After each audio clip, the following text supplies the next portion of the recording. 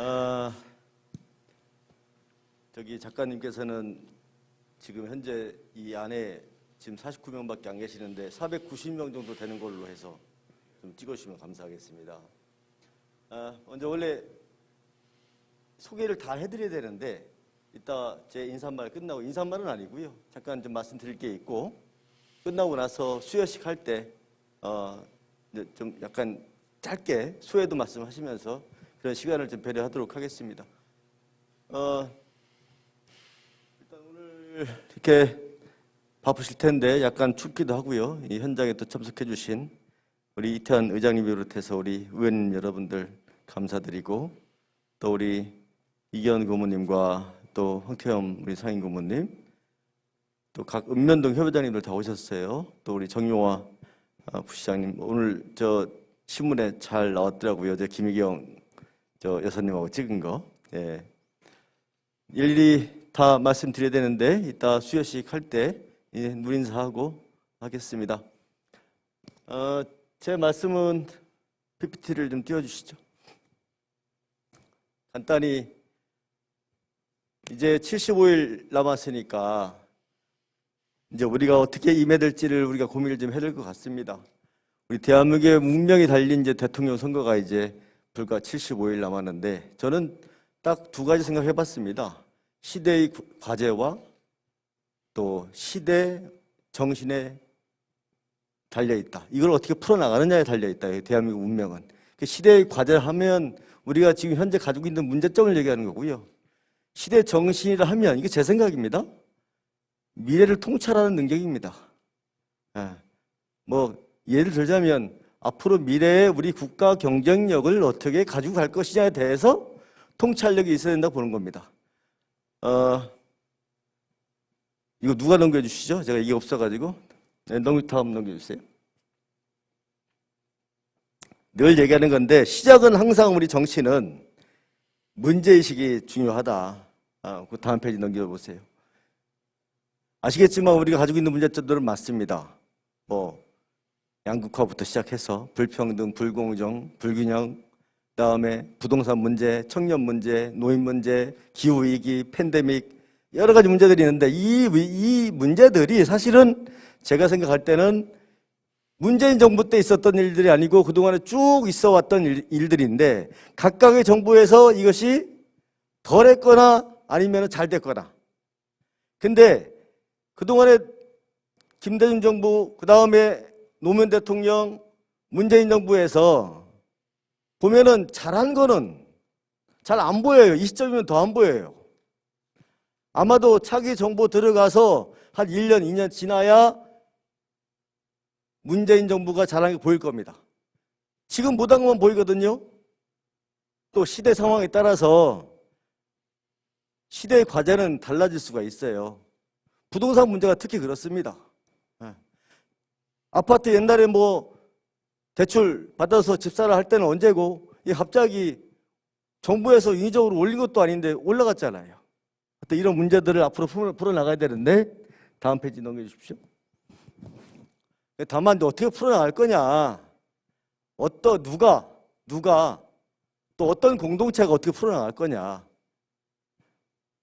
무엇으로. 대한민국 대전환인데 물론 민생이 우선입니다. 당장 우리 지금 감염병 때문에, 코로나 때문에, 이 팬데믹 때문에 다 힘들어하시고 불편해하시고 고통받는 분들도 계십니다. 민생이 우선이지요.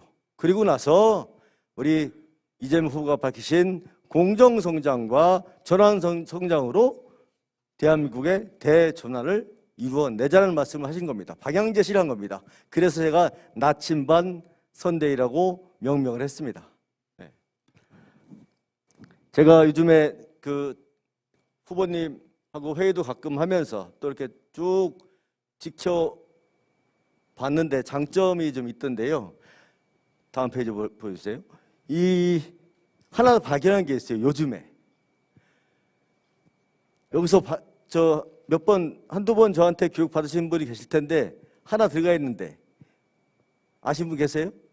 유연성입니다. 유연성. 굉장히 고집스럽고 자기 생각을 굽힐 줄 모르고 그것도 장점은 장점일 수 있는데 요즘 들어서 부동산 문제나 뭐 세제 문제나 등등에서 보면 상당히 사고가 유연성이 있습니다. 시대 상황에 따라서 또 국민의 요구에 따라서 그걸 발견해냈어요. 그래서 장점이 충분히 있는 양반이라네. 불이다라는 말씀을 드리고, 비주류 얘기를 꼭 하는데 이 비주류라는 거는 제가 저번에도 한번 내가 정치아카데미에서 말씀드렸는데 저도 비주류예요. 주류로 살아본 적이 없습니다. 예. 지금도 비주류예요. 이 세종시 안에 주류가 따로 있습니다. 예. 근데 비주류가 좋아요. 왜 좋은 줄 아세요? 간절해요. 주류는 간절한 마음이 없습니다. 근데 나는 혹자라도 제가 주류가 되더라도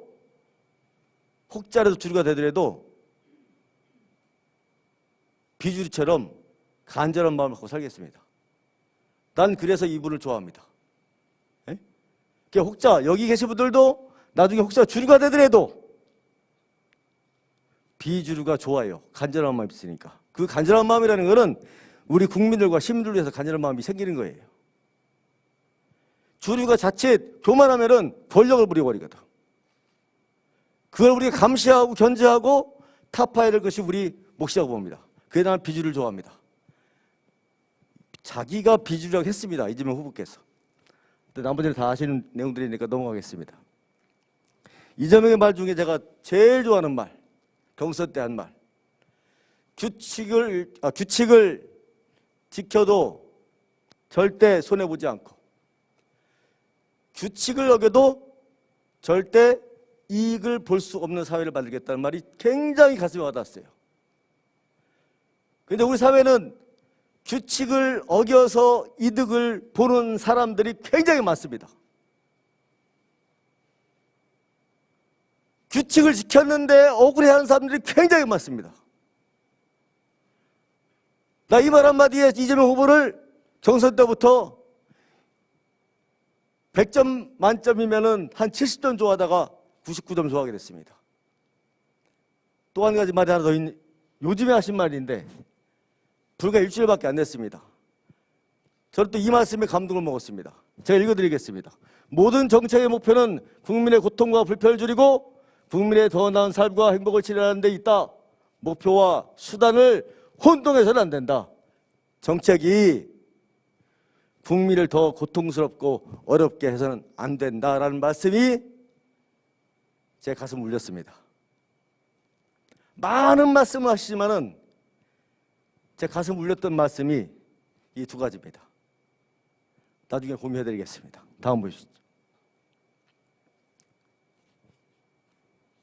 그래서 이런 문제가 있어서 이런 방향 제시를 해가지고 일 좀 먹여봤다고 우리 국민들께 권한을 달라고 자꾸 외치고 계시는데 세상 물정 모르고 문제의식도 없고 해법도 없고 결단력도 없고 추진력도 없는 그런 대한민국의 대통령이 되셔야 되겠습니까? 최소한 이재명 후보라는 사람은 일단 세상 물정을 알고 문제인식이 분명하고 문제 해결 방법을 알고 다 아시겠지만 추진력과 결단력 충분히 보유하고 있는 후보라고 생각합니다. 그럼 누구냐? 마지막으로 순서는 그렇습니다. 문제인식, 무엇을 할 건가? 또 최소한의 어떤 역량 갖춰야 되는 거죠. 근데 결국은 우리가 경쟁을 해야 돼요. 누구랑 싸워서 이겨야 돼요. 이겨서 승리해서 그 권한을 가지고 우리 대한민국을 대전환시키는 것이 이재명 후보님의 목표인데 이 싸워서 이기려니까 이재명 후보 혼자 저렇게 아침부터 밤늦게까지 쪽잠 자가면서 저렇게 일하는데 이제는 75일 남았는데 우리 당원 동지 여러분께서 같이 함께 해주시지 않으면